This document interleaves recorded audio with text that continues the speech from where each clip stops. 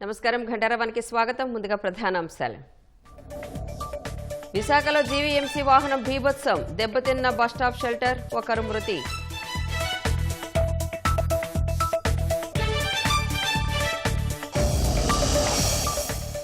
విశాఖ నుంచి ఇవాళ 6 ఇండిగో విమానాలు రద్దు, బెంగళూరు హైదరాబాద్ వెళ్లే సర్వీసులు నిలుపుదల.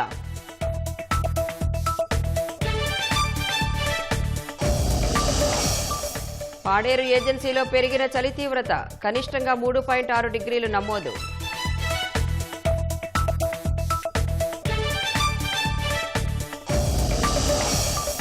తిరుమలలో అందుబాటులోకి ఏఐ కమాండ్ కంట్రోల్ కేంద్రం, భక్తులకు సమర్థంగా దర్శన సేవలు కల్పించేందుకు ఏర్పాటు.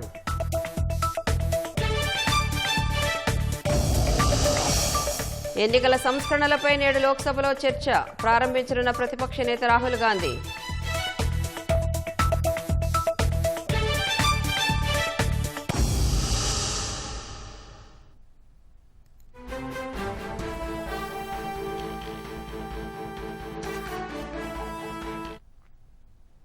ఇండిగో సంక్షోభం ఇప్పటికీ కొలికి రావడం లేదు. ఇవాళ హైదరాబాద్కు రావాల్సిన 14 ఇండిగో విమాన సర్వీసులు రద్దు కాగా హైదరాబాద్ నుంచి వెళ్లాల్సిన 44 విమానాలు రద్దయ్యాయి. ఇదే అంశానికి సంబంధించిన మరింత సమాచారం మా ప్రతినిధి శ్రీకాంత్ ఫోన్ లైన్లో అందిస్తారు. శ్రీకాంత్, ఇండిగో సర్వీసుల రద్దుకు సంబంధించిన తాజా సమాచారం ఏంటి? శంషాబాద్ అంతర్జాతీయ విమానాశ్రయం నుంచి అక్కడికి రావాల్సిన విమానాలతో పాటు అక్కడి నుంచి వెళ్లాల్సిన ఇండిగో విమానాల రద్దు కొనసాగుతూనే ఉంది. ఈ రోజు కూడా శంషాబాద్ అంతర్జాతీయ విమానాశ్రయానికి ఇప్పటి వరకు 14 విమానాలు రద్దు కాగా ఇక్కడి నుంచి వెళ్లాల్సిన 44 విమానాలు కూడా రద్దు చేశారు. అంటే ఇంకా ఈ సంఖ్య పెరుగుతుంటే ఉంటుంది. ఇప్పుడు ఉన్న షెడ్యూల్ ప్రకారం అయితే ఇన్ని విమానాలు రద్దయ్యాయి. ఇంకా మధ్యాహ్నం కానీ సాయంత్రం కానీ వెళ్లాల్సిన షెడ్యూల్ ప్రకారం వెళ్లాల్సిన విమానాలు చాలా కూడా ఉంటాయి. ఇండిగో విమానాలు అవన్నీ కూడా రద్దు చేస్తున్నట్టు కూడా క్రమంగా శంషాబాద్ అంతర్జాతీయ విమానాశ్రయానికి సంబంధించిన ప్రతినిధులు కూడా ప్రకటన ద్వారా కూడా చెప్తుంటారు. అయితే ప్రస్తుతానికైతే ఇన్ని విమానాలు అంటే దాదాపు 58 దాకా విమానాలు ఇక్కడ నుంచి రావాల్సినాయి, ఇక్కడ నుంచి ఇక్కడికి రావాల్సినాయి, ఇక్కడ నుంచి వెళ్లాల్సినాయి. ఆ విమానాలు దాదాపు 55 వరకు కూడా రద్దయ్యాయి. ప్రయాణికుల కష్టాలు అయితే కొనసాగుతూనే ఉన్నాయి. అయితే ఇంకా చాలా మంది లగేజ్ కూడా అంటే కేవలం ప్రయాణాలు కాకుండా కొంతమంది లగేజ్ సంబంధించి కూడా ఇంకా లగేజ్ సకాలంలో అన్నా కూడా చాలా మంది కూడా ఇబ్బందులు పడుతున్నారు. అయితే ప్రత్యామ్నాయ చర్యలు చేపట్టామని చెప్తున్నప్పటికీ కూడా అది తాత్కాలికమనే, అది ప్రయాణికులకైతే ఇంకా సాంత్వన చేకూర్చడం లేదు. చాలా మంది ప్రయాణికులు ఇబ్బందులు ఎదుర్కొంటూనే ఉంటున్నారు. అత్యవసర పరిస్థితి ఉన్న వాళ్ళు మాత్రం ప్రత్యామ్నాయ మార్గాల ద్వారా రైల్లో వెళ్లడం, లేదంటే ఇంకా తొందరగా వెళ్లాలనుకున్న సందర్భంలో అత్యధిక ధర చెల్లించైనా సరే వేరే ఎయిర్లైన్స్ సంబంధించిన విమానాల టికెట్లు బుక్ చేసుకుని వెళ్లాల్సిన పరిస్థితి ఏర్పడింది. చాలా మంది అంటే ఇప్పటికే పౌర విమానయాన శాఖ కానీ DGCA కానీ విమాన ప్రయాణ టికెట్లకు సంబంధించి ధరలను కంట్రోల్ చేస్తామని చెప్పినప్పటికీ కొన్ని ఎయిర్లైన్స్ మాత్రం యథావిధిగా ఎక్కువ ధరనే టికెట్ వసూలు చేస్తున్నట్టు కూడా ప్రయాణికులంతా కూడా ఆందోళన చెందుతున్నారు. దాదాపు 2 రోజుల క్రితం అయితే ఏకంగా 4 నుంచి 5 రేట్ల వరకు విమాన టికెట్ అధిక ధరకు చెల్లించి టికెట్లు బుక్ చేసుకున్న పరిస్థితి మనకు కనపడింది. అక్కడ ఉదాహరణకు హైదరాబాద్ నుంచి అహ్మదాబాద్ వెళ్ళడానికి సాధారణ రోజులు ఇండిగో నుంచి 7,000 రూపాయలు టికెట్ పెట్టి బుక్ చేసుకుంటే అది ఇండిగో మాత్రం ఎట్టి పరిస్థితుల్లో కూడా టికెట్ అంటే విమాన సౌకర్యం కల్పించలేదు. దీంతో విధిలేని పరిస్థితుల్లో వేరే ఎయిర్లైన్స్ ద్వారా టికెట్ బుక్ చేసుకుందామనే ప్రయాణికులు ప్రయత్నిస్తే దాదాపు 40,000 నుంచి 50,000 వరకు చూపించిందని చెప్పి కూడా ఆందోళన వ్యక్తం చేశారు. ఇదన్నీ కూడా సామాజిక మాధ్యమాల ద్వారా విపరీతంగా ట్రోల్ కావడంతో పాటు DGCAతో పాటు పౌర విమానయాన శాఖ దృష్టికి విమాన ప్రయాణికులు తీసుకెళ్లడంతో స్పందించి టికెట్లను నియంత్రిస్తున్నట్టు మేరకు చర్యలు తీసుకుంటారని చెప్పినప్పటికీ ఇంకా కొన్ని ఎయిర్లైన్స్ మాత్రం అత్యవసర పరిస్థితుల్లో టికెట్ బుక్ చేసుకుంటే మాత్రం యథావిధిగా అధిక ధరనే వసూలు చేస్తున్నట్టు కూడా ప్రయాణికులు ఆందోళన వ్యక్తం చేస్తున్నారు. ప్రస్తుతం అయితే శంషాబాద్ విమానాశ్రయం నుంచి ఇప్పటి వరకు దాదాపు 58 విమానాలు కూడా రద్దయ్యాయి. ఇక్కడికి రావాల్సినాయి, ఇక్కడి నుంచి వెళ్లాల్సినాయి. ఇంకా సంఖ్య పెరిగే అవకాశం ఉంది. విమాన ప్రయాణికులు మాత్రం కొంతమంది రీషెడ్యూల్ చేస్తారనే ఆశతో కొన్ని సందర్భాల్లో ఇండిగో రద్దు చేసినప్పటికీ కూడా మళ్ళీ రీషెడ్యూల్ చేస్తామని చెప్తుంది. అలా ఏమన్నా తమ ప్రయాణం యథావిధిగా అవకాశం ఉంటుందేమనే ఉద్దేశంతో శంషాబాద్ విమానాశ్రయం చేరుకొని అక్కడ ఇండిగో ప్రతినిధులను సంప్రదిస్తున్నారు. రీషెడ్యూల్ సమయానికి సంబంధించి చెప్తున్నప్పటికీ అవి కూడా సకాలంలో వెళ్ళడం లేదు. దీనివల్ల ప్రయాణికుల ఇబ్బంది అయితే 2-3 రోజుల క్రితంతో పోలిస్తే కొంత తగ్గినప్పటికీ ఇండిగో విమాన ప్రయాణికుల కష్టాలు అయితే కొనసాగుతూనే ఉన్నాయి. రైట్, ధన్యవాదాలు శ్రీకాంత్.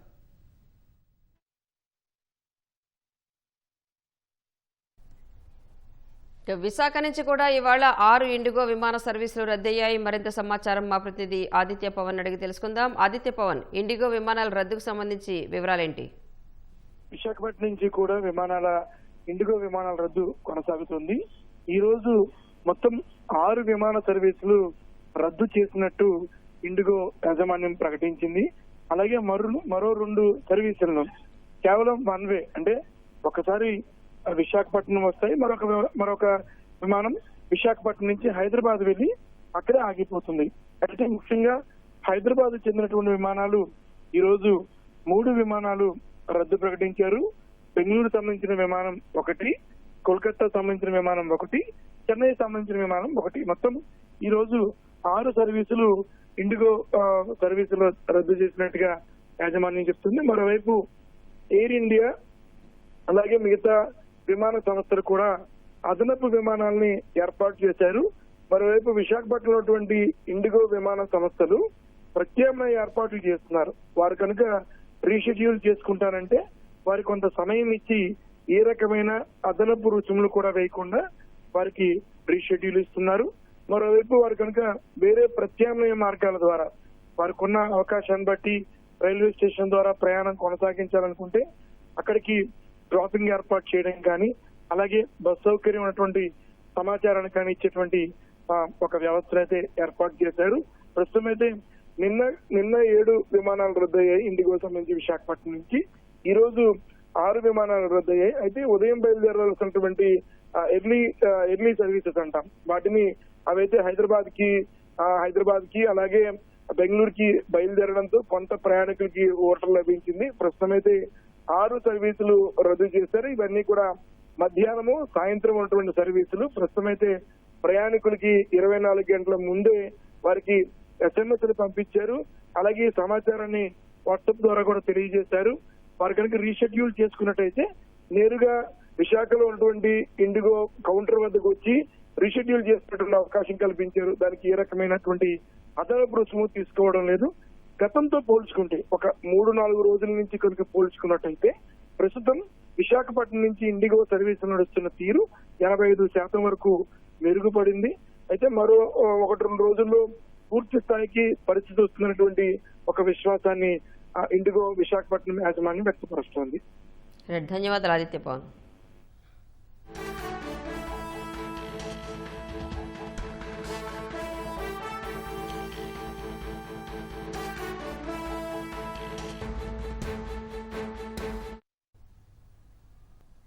అంతర్జాతీయ స్థాయి వెంచర్ క్యాపిటల్ సంస్థ Celesta VC managing partner Arun కుమార్తో మంత్రి నారా లోకేష్ శాన్ ఫ్రాన్సిస్కోలో భేటీ అయ్యారు.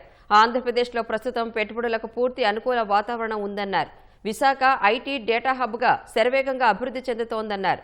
ఏపీలో సెలెస్టా capital deep tech innovation hub ఏర్పాటు చేయాలని కోరారు. సెమీకండక్టర్, ఏఐ, క్వాంటమ్ కంప్యూటింగ్ రంగాల్లో పెట్టుబడులు పెట్టాలని సూచించారు. కంపెనీలకు ఏపీ ప్రభుత్వం దేశంలోనే అత్యుత్తమమైన సమగ్ర ప్రోత్సాహకాలను అందిస్తోందన్నారు.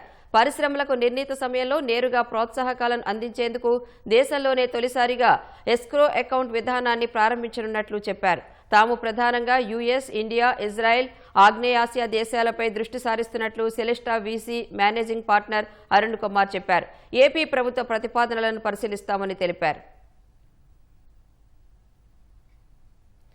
Creative land Asia founder Sajan Rajgurup, senior partner ఇయాంగ్ కాపింగ్, ప్రముఖ American film director and writer Chick రసెల్తో మంత్రి నారా లోకేష్ శాన్ ఫ్రాన్సిస్కోలో భేటీ అయ్యారు. ఆంధ్రప్రదేశ్ను క్రియేటివ్ ఎకానమీ, టూరిజం, డిజిటల్ ఇన్నోవేషన్స్లో గ్లోబల్ హబ్గా తీర్చిదిద్దాలన్నది తమ లక్ష్యమని లోకేష్ వారికి తెలిపారు. అమరావతిలో ఏఐ ఆధారిత వర్చువల్ స్టూడియోలు, లీనమయ్యే ఏఆర్ లేదా వీఆర్ థీమ్ పార్కులతో అత్యాధునిక ట్రాన్స్మీడియా నగరంగా తీర్చిదిద్దాలని భావిస్తున్నట్లు వివరించారు.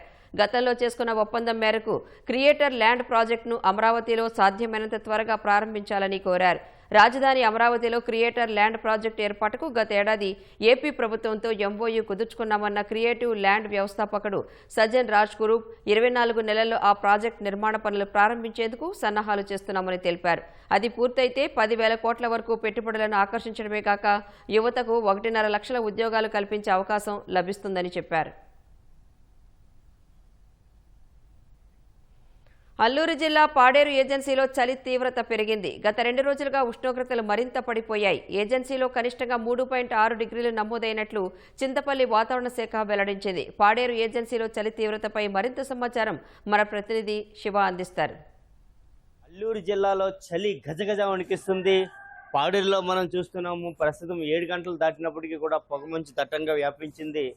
చలి 5 డిగ్రీల వరకు కనిష్టంగా నమోదై ఉంది. గత 2 రోజులుగా చూసుకున్నట్లయితే చలి విపరీతంగా పెరిగింది. ఏజెన్సీలోని అనంతగిరిలో 3.6, హుకుంపేట, డుంబ్రుగూడ, జీమాడుగులలో 3.8, పాడేరు, పెదబయలులో 4.6 ఇలా కనిష్ట ఉష్ణోగ్రతలు నమోదయ్యాయని చింతపల్లి వాతావరణ శాఖ తెలియజేస్తుంది. మనం చూస్తున్నాము ఈ చుట్టుపక్కల ఉన్నటువంటి కొండ కోనల్లో ఉన్నటువంటి చలి విపరీతంగా పెరిగి చలి గాలులతో గజగజ వణుకుతున్నారు. ఎక్కడ చూసినా సరే మనకి చలి మంటలతో సేద తీరుతున్నారు. బయటికి రావాలంటేనే ఉన్ని దుస్తులు లేకపోతే బయటికి రాలేకపోతున్నారు. ఏజెన్సీ మొత్తం అంతా కూడా చలి విపరీతంగా పెరిగింది. ఇటువంటి చలి ఈ గత 3 ఏళ్లలో అత్యల్పంగా నమోదవడంతోనే ఇక్కడ స్థానికులు బిక్కుబిక్కుమని చలిలో గడుపుతున్నారు. ఇక్కడ మనం చూసిన కష్టజీవులు బయటికి రావాలంటే చాలా కష్టతరమైనటువంటి పరిస్థితి. మార్గంలోని పొగమంచు దట్టంగా వ్యాపించి లైట్లు వెలుతురులోనే వాహనాలు ప్రయాణిస్తున్నాయి. ఆ శీతలంతో మన్నిమంతా విస్తారంగా చలిగాలులు వీస్తున్నాయి.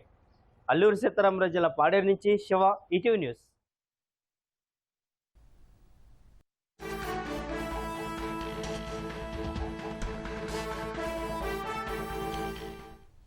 విశాఖ కంచరపాలెం సర్వీస్ రోడ్లో జీవీఎంసీ వాహనం బీభత్సం సృష్టించింది. ఒకరు మృతి చెందారు. మరింత సమాచారం మా ప్రతినిధి ఆదిత్య పవన్ అడిగి తెలుసుకుందాం. ఆదిత్య పవన్, ఈ ఘటన ఎప్పుడు జరిగింది, వివరాలేంటి?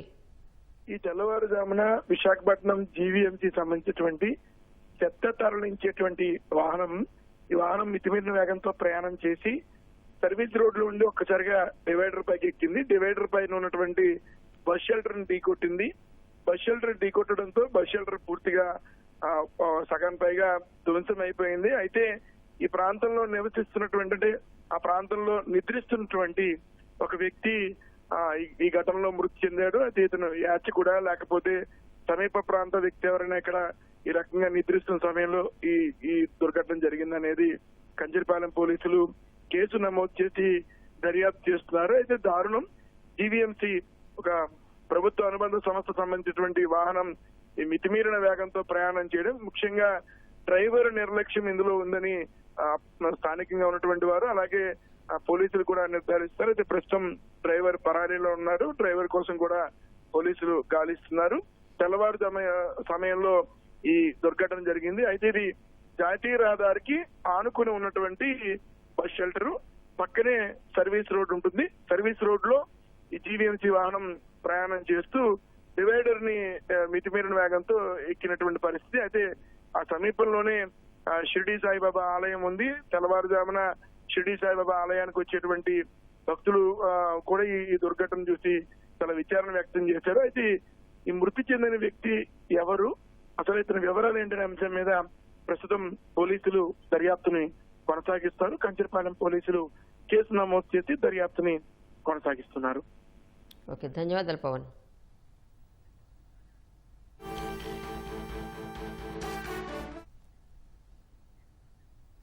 సినీ హీరో రాజశేఖర్ ప్రమాదం బారిన పడ్డారు. మేడ్చల్ సమీపంలో ఓ సినిమా షూటింగ్ యాక్షన్ సీక్వెన్స్ చిత్రీకరణ చేస్తుండగా ఆయన కుడికాలి మడమకు తీవ్ర గాయమైంది. వెంటనే అప్రమత్తమైన చిత్ర బృందం ఆయన ఓ ప్రైవేట్ ఆసుపత్రికి తరలించింది. వైద్య పరీక్షలు నిర్వహించిన అనంతరం శస్త్రచికిత్సను విజయవంతంగా పూర్తి చేశారు. సర్జరీలో భాగంగా రాజశేఖర్ కాలిలో ప్లేట్స్ వైర్ అమర్చారు. దీనివల్ల త్వరగా రికవరీ అవుతారని వైద్యులు తెలిపారు. సర్జరీ తర్వాత 3 నుంచి 4 వారాల పాటు తప్పనిసరిగా విశ్రాంతి తీసుకోవాలని రాజశేఖర్కు వైద్యులు సూచించారు. 2026 జనవరిలో మళ్లీ షూటింగ్ ప్రారంభించే అవకాశాలు ఉన్నట్లుగా తెలుస్తోంది.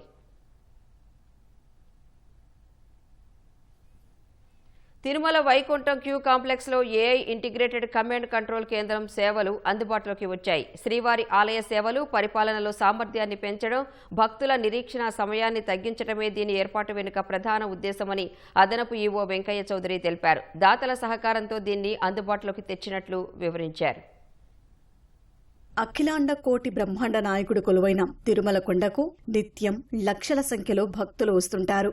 స్వామివారిని సరాసరిన రోజు 60,000 నుంచి 80,000 మంది దర్శించుకుంటారు. శ్రీవారి దర్శనానికి టీటీడీ ఎన్నో రకాల దర్శనాలను కల్పిస్తోంది. సుప్రభాత సేవతో మొదలై ఆర్జిత సేవలతో పాటు బ్రేక్ దర్శనాలు, 300 రూపాయల ప్రత్యేక దర్శనం, వయోవృద్ధులు, అంగ ప్రదక్షిణం, సర్వదర్శనం, కళ్యాణోత్సవం ఇలా ఎన్నో దర్శనాలను కల్పిస్తోంది.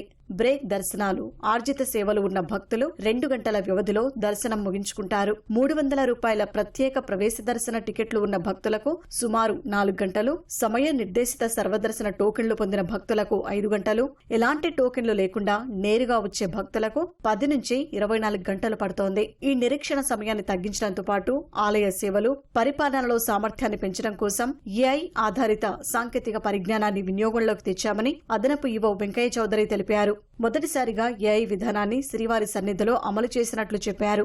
దాతల సహకారంతో 25 కోట్ల రూపాయల ప్రతిపాదనలతో చేపట్టిన ఇంటిగ్రేటెడ్ కమాండ్ కంట్రోల్ కేంద్రం కోసం 16 కోట్ల రూపాయలు వెచ్చించామన్నారు. 60% పనులు పూర్తి చేశామని, మరో 9 కోట్లు వెచ్చించేందుకు ప్రవాస భారతీయులు సిద్ధంగా ఉన్నారన్నారు.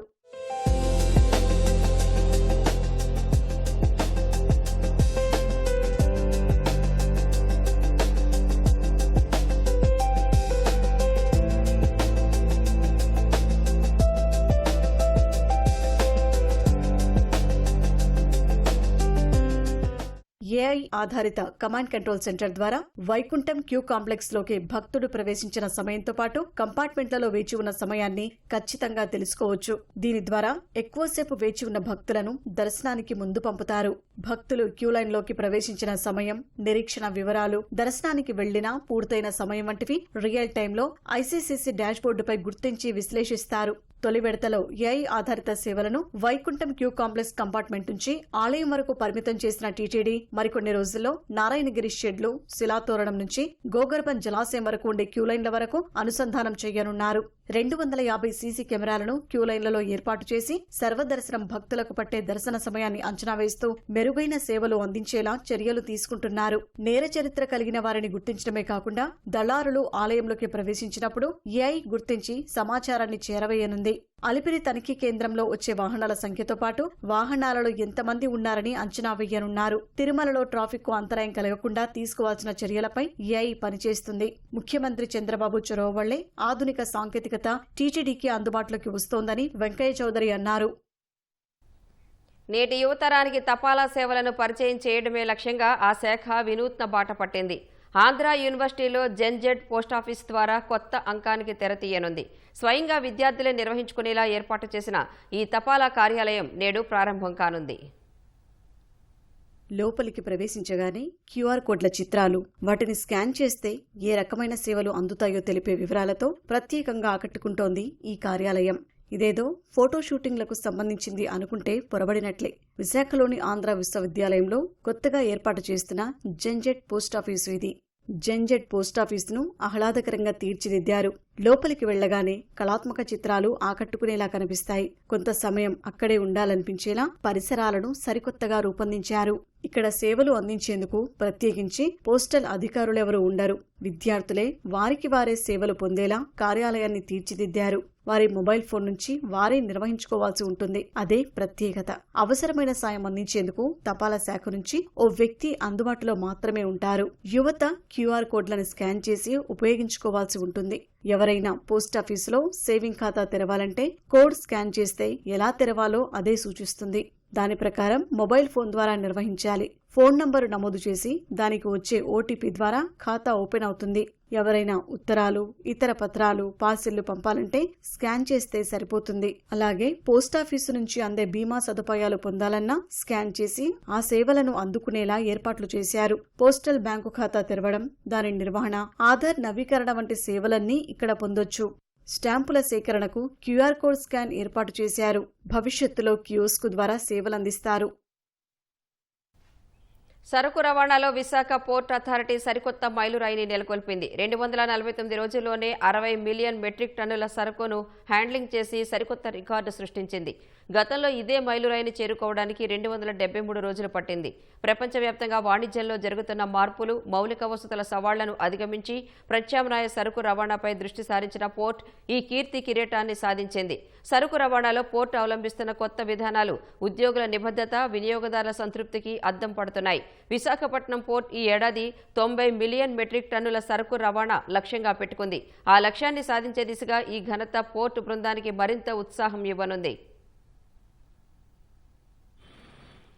ప్రభుత్వ ప్రాథమిక పాఠశాలల్లో 1 నుంచి 5 తరగతులు చదివే విద్యార్థులు కనీస సామర్థ్యాలను సాధించేందుకు రాష్ట్రంలో మొదటిసారిగా ప్రాథమిక సాక్షరత, సంఖ్యాజ్ఞాన హామీ, ఫౌండేషనల్ లిటరసీ, న్యూమరసీ గ్యారంటీ కార్యక్రమాన్ని పాఠశాల విద్యాశాఖ చేపట్టింది.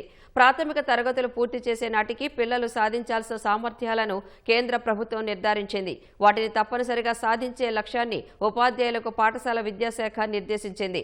ఇందులో భాగంగా 75 రోజులు FLN కార్యాచరణను విడుదల చేసింది. డిసెంబర్ 8 నుంచి వచ్చే ఏడాది మార్చిలోపు ఈ లక్ష్యాన్ని సాధించాలని నిర్ణయించింది. ప్రతి విద్యార్థి పఠన, గణన, నైపుణ్యాల లక్ష్యాలను సాధించాల్సి ఉంటుంది. విద్యార్థుల్లో అభ్యాసన సామర్థ్యాలను గుర్తించేందుకు నవంబర్ 24 నుంచి డిసెంబర్ 6 వరకు FLN బేస్ లైన్ సర్వే నిర్వహించారు. ఈ సర్వే ఆధారంగా పిల్లల్ని ప్రవాహం, పర్వతం, ఆకాశం అనే 3 విభాగాలుగా విభజించారు. దీని ప్రకారం తెలుగు, ఆంగ్లం, గణితంలో ప్రతిరోజు ప్రత్యేక తరగతులు నిర్వహిస్తారు. రాష్ట్ర వ్యాప్తంగా 13,60,000 మంది పిల్లలు FLN సాధించాల్సి ఉంటుంది. రాజధాని అమరావతిలో వరల్డ్ బ్యాంక్, ఏషియా అభివృద్ధి బ్యాంక్ ప్రతినిధులు పర్యటించారు. Amaravati integrated urban development programme AUDP అమలులో భాగంగా రాజధానిలో నిర్మాణ పనులు జరుగుతున్న ప్రాంతాల్లో ట్రాఫిక్ ఫ్లో నిర్వహణ, రహదారులు, BRT ప్రణాళిక అంశాలపై క్షేత్రస్థాయిలో అమలు కావలసిన కార్యకలాపాలపై చర్చించారు. రాజధాని ప్రాంతంలో గ్రామస్తులు, రైతులు, కూలీలకు అమలవుతున్న సంక్షేమ కార్యక్రమాలు, స్థానికుల నుంచి నమోదవుతున్న అర్జీలు, వాటి పరిష్కారం కోసం అమలవుతున్న కార్యకలాపాలపై బృందం చర్చించింది.